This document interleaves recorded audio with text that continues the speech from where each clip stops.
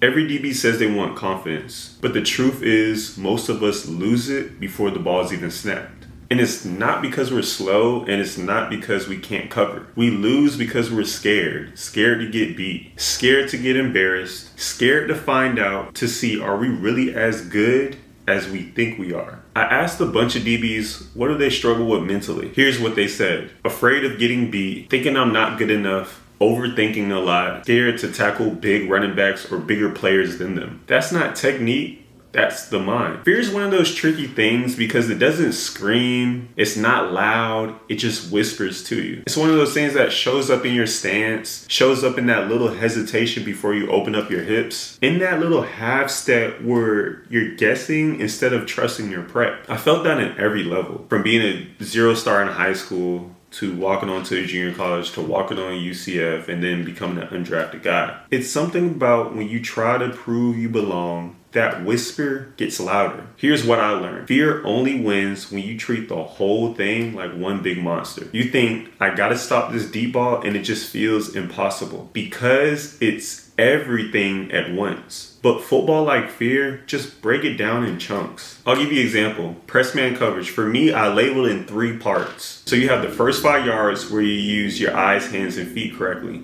Then you have the middle. The middle, where I call it just staying in phase with the receiver. And then the end is turning around and playing the ball, or if you're not in phase, just playing the receiver's hand. These 3 phases, regardless of short, medium, long route, they all exist regardless of what route this receiver is going to run. Right? Think about a slant. Let's take one of the smallest routes, a slant. Right? Does a move off the line. That's usually within the first 5 yards.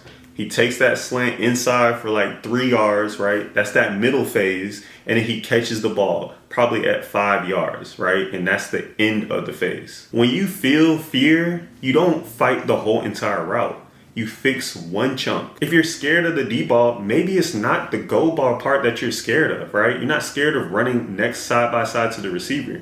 Maybe you might be scared of the first 5 yards. So that is the area where you need to fix. Maybe it's that 45-degree kick step that you keep second guessing about. Or maybe it's you just using the wrong hand when you press at the line of scrimmage. Or maybe it's just a catching point where you just need work on tracking the ball in the air. It's rarely the whole play or the whole route that scares you. It's usually one part that you just don't trust yet. I saw a DB the other day almost make a play on the deep ball the other day. His first 5 yards was textbook, perfect. He took a step, kicked over, used his hand, and he was basically stride for stride with the receiver. The receiver had ended up looking for the ball, and he ended up looking for the ball, and he was chest to chest, exactly how you want to be. Then he just ended up relaxing for a split second when he got chest to chest with the receiver. The quarterback let the ball fly, and the ball just sailed past him just a little bit.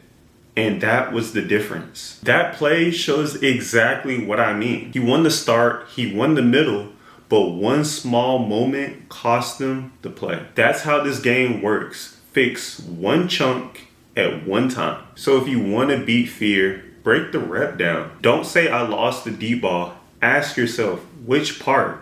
Was it the start? Was it the middle?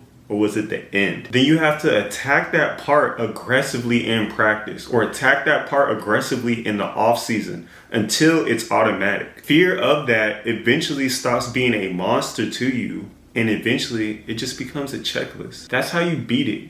Not by ignoring it, but by chopping it into chunks that you can dominate. Then there's doubt. You look across to your opponent and look and say he's a 4-star recruit.